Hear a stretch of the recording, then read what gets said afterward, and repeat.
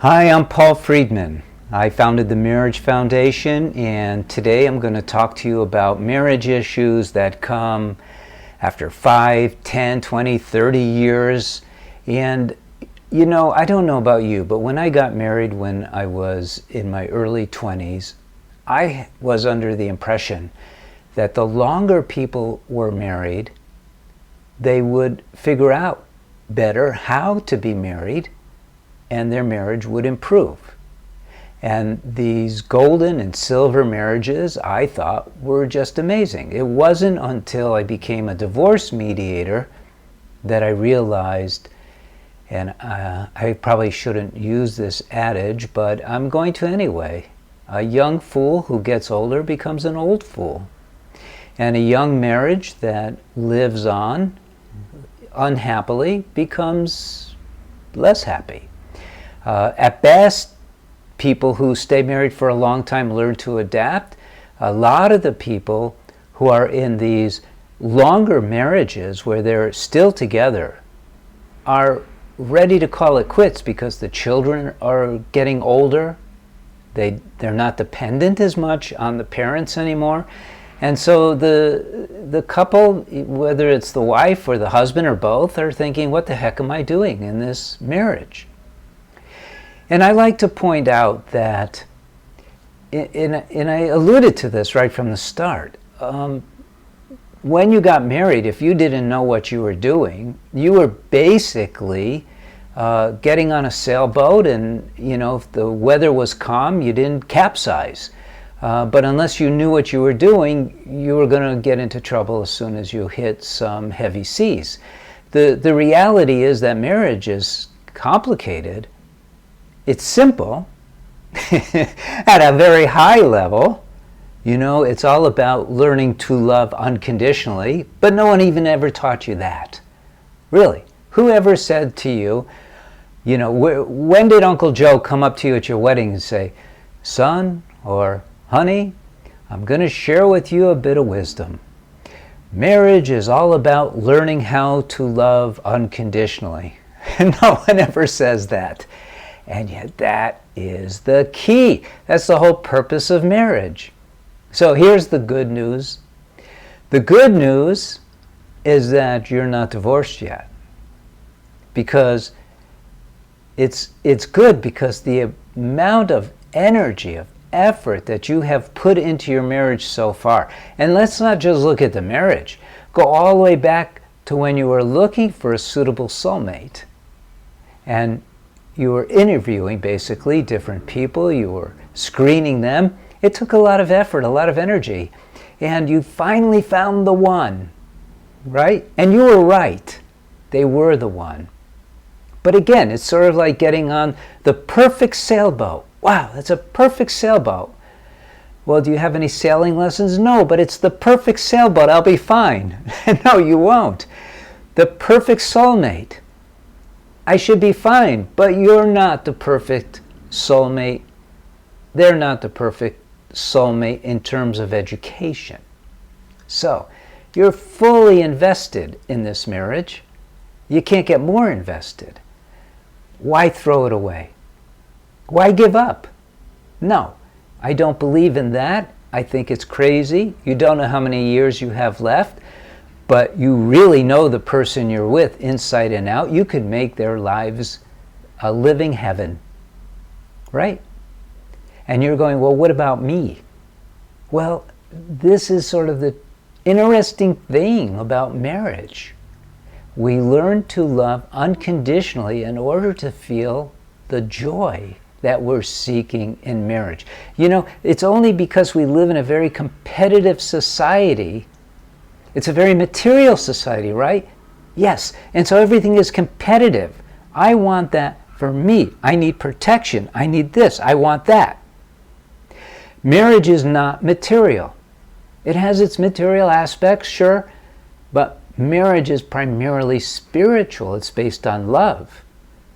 And so the principles that support a marriage are spiritual principles of selflessness, of gratitude, of giving without expectations, of recognizing another person's value, recognizing another person's needs. And you haven't lived your marriage that way. Or you wouldn't be looking at this video. So look, maybe this video is all you need. You need to shift. You need to become the ultimate giver of love in your marriage without any expectation of anything in return. That's the bottom line. Now, getting there is really a trip. Usually, if you've gone this far, well, okay, there's two ways to get to what I'm talking about. And both work. I used to speak at Second Saturday, which was a divorce support group for women and then later men. And I saved a lot of marriages that were right on the brink. If yours is right on the brink, you conceivably can use the information in one of my books and you could get there, but it's maybe 20% of the people can do that. Now, I'm only talking if your marriage is really on the brink.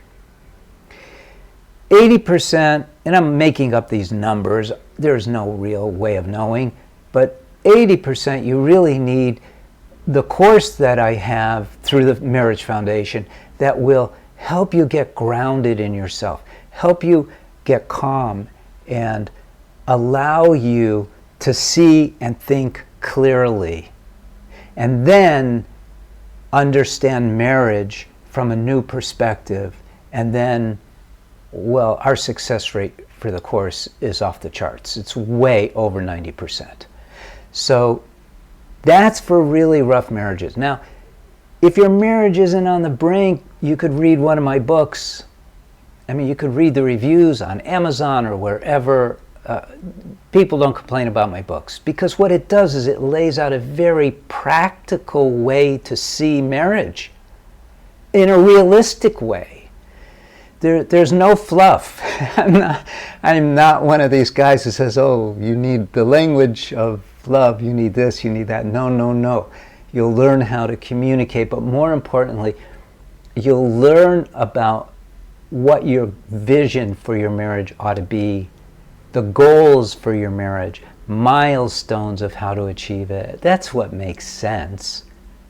I mean, it's like going back to the sailboat. You need to learn how to tie a knot. I can't go too far with this sailboat metaphor because I only know how to sail enough to get into trouble. But marriage should be navigated with knowledge. With knowledge. And then you'll be safe. So don't let the years throw you. It doesn't matter. You're starting out, your own existence, your whole life is beginning right now at this moment. Yeah, because you have something that is unbelievable. We all have it. We're endowed with it as human beings. It's called free will. Only human beings have this. Forget those people who say, mankind is merely an advanced animal. That's not true. And no animal has free will. You have free will. And you also have the ability to visualize. Animals can't visualize. You can visualize. So you can visualize a happy marital future. You can see it, and I'll help you by describing it in the books and so forth in the course, so you can see where you're going, so you know how to move in that direction, and you can have it. Look, I'm going to tell you this. This is the God's honest truth. Marriage is a total setup for success, to be happier than you've ever been in your entire life. It is. And I've proven it thousands of times with all of our clients who have used our material. It's a setup for success, for experiencing love, because love is success. There's no success compared to love. So these issues that you're having now, forget about those guys. They're going to go away fast. Fast. You don't need therapy, you don't need counseling, you just need to know. Okay. Unfortunately, these are unscripted, and I get going because I love marriage. I think it's amazing, and I love love. I mean, love is where it's at, right? Even the Beatles said so. All you need is love. So I'm going to let you go. I am offering my blessings to you, my blessings to your spouse, my blessings to your family, and if you like this video, like it, share it if you want. If you want to communicate with me, by the way, a good way is right here through this venue. Use the comment box. And if you just have a question, a rough question, you could ask our counselors. It's free. It's free. The Marriage Foundation is nonprofit, here to help you. That's what we want to do. It's our honor to help you. Okay, God bless you.